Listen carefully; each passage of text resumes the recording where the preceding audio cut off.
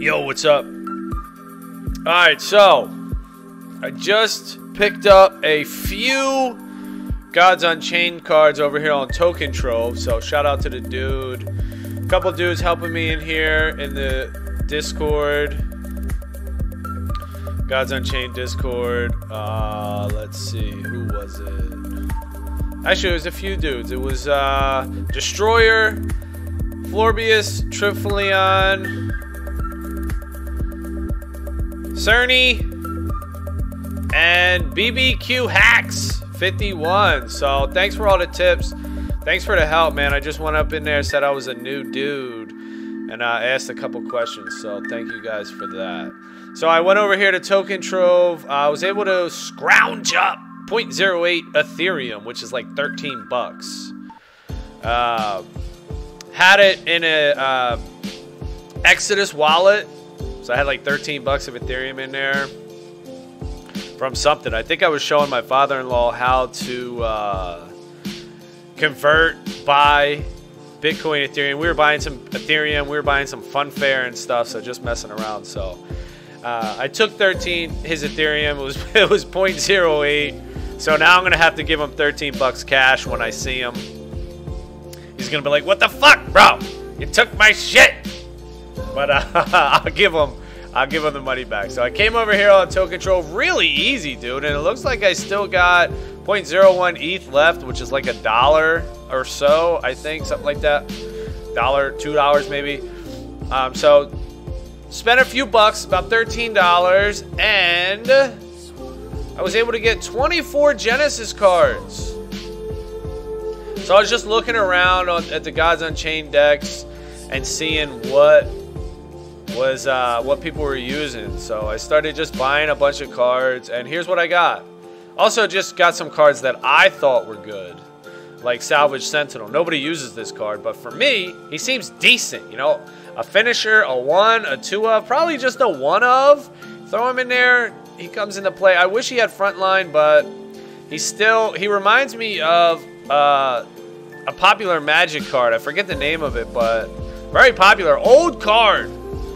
I think it was banned, or it was before I even started playing. And I started playing in like 3rd edition Magic the Gathering. So I'm an old school dude with Magic. Off and on though, I didn't play steadily through. I forget the name of the card. I think it was a red card. Comes into play, deals 4 damage to a creature. So it's not a 7-drop. This is kind of expensive, but still, removal on a body, pretty good. So I picked up 2. And even if the decks, you know, they weren't using 2 of the card, I still decided to pick up 2 if that's the max. So here we go. 2 Salvage Sentinels, 2 Faraday Cages. Target a creature, deal 2 damage to each other creature. This seems pretty good. You know, it's not the best removal, but I picked up 2 because I don't have a lot of removal. So same thing with Beam. Beam's a little expensive at 4 mana. It also reminds me of a Magic the Gathering card. How can it not, right? Magic the Gathering is the shit. It's the OG of card games. They've pretty much done it all. So every card you see in any other card game is going to remind you of Magic. Just the way it goes. But Beam deals 3 damage to target creature and 3 damage to your opponent. Good card. Trojan Golem. This is probably the best card I bought. This card is so good. This card is very good. If I was an investor, which maybe I will be, but right now I'm just a player just gathering up cards to play. But if I was an investor, this card would be the card I would hoard. It's a neutral creature, Trojan Golem, with Frontline, a 2/1 for 2. Afterlife, summon a 1/1 injured soldier with Frontline. Very good card. Especially for control decks that are trying to slow the game down. You get 2 1 toughness creatures with Frontline for 2 mana. Very good. You don't get them right away. That would be extra broken if you got them right away. But Afterlife, you get the second one. And look at that. You can click on the card and see the artwork. So he looks pretty fucking cool as well. Alright, so I picked up 2 O Fortunas. Now this card's super expensive. Nobody's running more than 1 in their deck, but figured I'd pick up 2 now. in case I do want it. Like I said, my card pool is pretty limited, so picked up 2. 2's the max you can put in your deck, except for if it's a legendary, then I think it's 1. So I figured I would just buy all these cards to the max for deck building in case I need it in the future. Oh, Fortuna, deal 4 damage to target enemy creature and its god. Give protected and ward to your god. Draw 4 cards. So it's a very good card. Very expensive, but as a one-of, I think it's good. Runestorm, I don't really see anyone playing this card when I searched in the decks that were, you know, popular decks or the meta or whatever it was. But there seems to be a theme with runes. And we'll get into that in a second with Backstreet Bouncer. Now, Runestorm, 5 mana, a little expensive, but it does add 1 of each rune to your hand. And I don't really know what runes are, what runes do, but if there is some sort of rune-themed deck, Runestorm is going to be a huge part of that. So I picked up 2 Runestorms just in case, you know what I'm saying? Just in case. I don't want the price to go up and then I have to freaking get in there and buy 2 more whenever. So bought it pretty cheap. Next card that is in some of the top decks here, Arcane Transcendent. It's a 3/3 creature for 3. When he enters the battlefield, roar. Choose a spell that costs no more than your total unlocked mana gems. Reduce its cost by 2. I think this is a very good card. In a spell-heavy deck, this card's very good, so I picked up 2 of him. Now, Backstreet Bouncer, this is being seen in a lot of decks. It's a 1/1 for 1 Afterlife. Add a random rune to your hand. So I see Backstreet Bouncer being used a lot. I picked him up, and I see that he adds a rune to your hand. So why not pick up the magic spell that adds runes to your hand as well? So I just see a lot of synergy here, and I think this could be a thing with Runestorm. We'll see. All right, next up, Rune Smuggler. Here's another thing. People were playing this card, Rune Smuggler. So more runes. And I'm like, yo, got to get this Runestorm. So Rune Smuggler is a 4/5 for 6. Hidden for 1 turn. Roar! Add 2 random runes to your hand. Shadow Scryer, 1 mana, 1/1. Protected ward at the start of your turn for C1. Just a good value card. Sets you up for your turns. Picked up 2 as well. Shadow Slash for 4. Shadow Slash, pick 1, deal 4 damage to a creature or 4 damage to your opponent, and look at the top 4 cards of their deck. You know, not the greatest card, because in Magic there is a 2 mana card that does 4 damage to a creature. So Shadow Slash, a little overpowered, but it's flexible. It can go to the dome. And then I picked up 2 Portal Wranglers, which is seeing play. Seems to be seeing a lot of play here. Roar, add a copy of the last creature played to your hand. So this card, I'm not sure. Does this card copy your opponent's creature? The last they played? If it does, this card is fucking sick. If this card copies your opponent's creature, this card is the shit, dude. And I would invest in this card as well, dude. So this card is fucking nasty. All right, now there was a few other cards I wanted. I wrote them down over here, but, you know, they're fucking legendary, and they're like $33, $22, and $16. So, you know, I don't know. Am I ready to drop $50, $60, $70 on the game? You know, we'll see. We'll see. We'll see. I'm starting out now. I dropped 13 bucks on the game.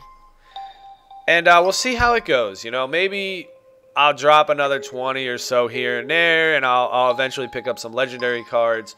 But for right now, I really need to see Gods Unchained unlock the core cards. If I can't earn real value from playing this game by unlocking cards that I can then turn around and trade or sell, then I'm not going to be interested in grinding this game for no return. When I play a game like Splinterlands, I need to earn value. The reward cards I earn need to be tradable. Otherwise, I'll just dump money into the game and I won't ever see a return. So I don't want to dump too much money into the game until the game rewards me for playing the game. All right, so let's get into the game. And they do have this weekend event going on. So I don't know what the rewards are for that. I haven't really researched it yet. I'll have to look into it and see what the rewards are. So maybe we get rewarded on the weekends. You know, I don't know. But the players have to definitely get rewarded for any online game, for any trading card game, for any game in the blockchain era to succeed. We are in the NFT era of gaming, the non-fungible tokens. These tokens are tradable. These cards are tradable without a third party, without an intermediary. I can send you a card. You can send me a card. We could transfer value peer to peer. Now with the core cards, you can't. So that's the problem. You know, that's kind of like I'm a little hesitant. With the core cards, I can't do shit. You know, they're locked. So if they're going to be rewarding me with these locked cards, I'm not really interested. Now, I'm not saying that they're bad. Look, Rune Viper is a great card. There's a lot of good cards in the core set. Problem is, I can't exchange them. So that pisses me off. All right, so here we go. Magic Control. Let's edit our deck. Our Magic Control deck with some of our new cards. So Shadow Scryer. Oh yeah. Also, it looks cool too because look at these things. They're like this. So here's another thing. Add a random rune to your hand. Are runes a card? I don't even know if runes are a card, and I don't even know if I want to use Backstreet Bouncer. All right. So show unowned. Why does it default to showing unowned? Yes. When I'm building a deck. When I'm building a deck, why would I want to see cards I don't own that I can't add to my deck? That should be toggled off by default. I only want to see what I can use. You know what I'm saying? Alright, so here we go. Trojan Golem. You know we're putting this dude up in there. But who are we taking out? Probably this little hoe, Hoplite, and a wall. Actually, no, I'm just going to start over. Am I going to start over? I'm not sure. Maybe that was a mistake. Because I had my curve decent. Or at least I thought I had my curve decent. So let me add somebody back here. Yeah, I need another 2-drop. So maybe I'll put one of these Backstreet Bouncers in there. Yeah, this is tough. Building a deck. You know, this is fun part, dude. Building a deck. Theory crafting. Doing all this cool stuff, man. It's definitely fun to do this, to theorize. You know, it's just as fun as playing. Just like I say with playing the market, that's just as fun as playing too. Buying and selling and trading in this. So that's why it's so important to get rewarded with, you know, I'm going to beat this shit to death. I talk about this in like every one of my Gods Unchained videos. The core cards must be tradable. Fuck. It just has to happen. Otherwise, you know, what the fuck are we doing? What the fuck? Alright, so no 3. Damn, and I need 3 mana cards. No 3 mana cards here. And I really need some 3 mana cards, but... Oh, I did. Okay, I bought this dude. So let's put this dude in. I'm definitely removing Shadow Paladin. And maybe I'll remove this Battle dude and put in these 2 guys that I just picked up. What the hell does he do again? Choose a spell. Okay, so he reduces a spell's cost by 2. Yo, that is fucking strong. Now, the only thing is, it's like you kind of need a spell here before the 3 mana slot to really make it valuable. And I don't think creatures count as spells. I got the square. I think only spells are spells with the circle shape here. Some games, I don't know. Do they consider creatures spells? Like anything you play is a spell? I don't know. Alright, so it looks like we picked up a lot of 4-drops. And that's good news because look at our 4-drops we're playing. They all suck. So here we go. I gotta keep my curve good though. I think I'm screwing my freaking curve up, dude. Why is my curve ugly? I would also like to see a chart somewhere or a graph and it will show my curve. Like in Skyweaver, it shows my curve. It shows my, even on these websites, you know, you can go to like GU Dex or whatever it was. And they'll show like a bar chart. They'll show your curve. You know, I'd love to see that in game. Gods Unchained. Like throw it up here or make it clickable so I can have like a pop-up or something. pop the hell up. Unless it's here, unless I'm missing it, you know. I don't think so. These are all sort filters. Yeah. All right. So here we go. All right. What am I going to put in here? Damn, I got a lot of 4 drops. Yo. All right. So Portal Wrangler is the shit. He's absolutely awesome if he copies an opponent's creature. This dude is the man, dude. This dude is the man if he does that. I'm hoping he does. It doesn't say add a copy of the last creature you played to your hand. It says add a copy of the last creature played to your hand. Now, this is going to also, as the meta evolves, dictate how people play their creatures. So now it's going to be wise to play your best creature first. If you're going to play multiple creatures in a turn, let's say you got 8 mana and you got a big 7-drop bomb. You play your 7-drop first, then you play your little 1-mana creature, if you have it. That way, you can't get portal wrangled. Because this dude's going to fuck up some people's days for sure. Alright, Shadow Slash, Burn. Damn, I mean, am I going too hard on the 4-drops? I really only wanted to have a few 4-drops here. See what I got for 5-drops. Yeah, so I'm not going to use Runestorm. I'm not sure about it. I don't even know what the hell a rune is. I'm using some of these other cards with rune, but I just picked it up because it seems like a build around me card. So are we going to build around? So Rune Smuggler, I don't even know if I want to put him in. Let's see what I got. I think I can kick a couple of these dudes out. I think maybe I want to keep... I'm not sure. Let's go further. Let's go further down the hole here. Alright, so I picked up a Salvage Sentinel, and he's going to replace... Yeah, I think he's going to replace both of mine. Actually, I got this card too. This card seems pretty decent. I got this card too. What the hell is this dude? Dread Cyclops? I don't know. I don't think he's that good. I don't know. But I didn't even know I had that dude. We're going to kick both of these out, though, for 2 salvaged Sentinels. And for 8-drop spot, oh, perfect, dude. So we got a Tome Golem. And he's trying to put in work, but he's not putting in any work. Draw 4 cards. And we can put in an O Fortuna. It'll put in work. It'll let us draw 4 cards. It'll protect our god. And it'll deal 4 damage to a creature. So, hell yeah, dude. Our deck is just better right away. Now, the other card I was talking about that I want, it's a 9-drop. Avatar of Magic, but it's like 30 bucks or something. I don't know. I want it. I like it. It works well in a Magic deck, but unlock these core cards before I start dropping dough on this game. Then I'll start dropping some dough. Alright, so what am I going to do? I'm kicking this out. I'm kicking... Alright, let's see. Athena's Conjurer is a 6/8, and he's a 4/8. Alright, I'll kick the Phoenix out and put in 2 Smugglers.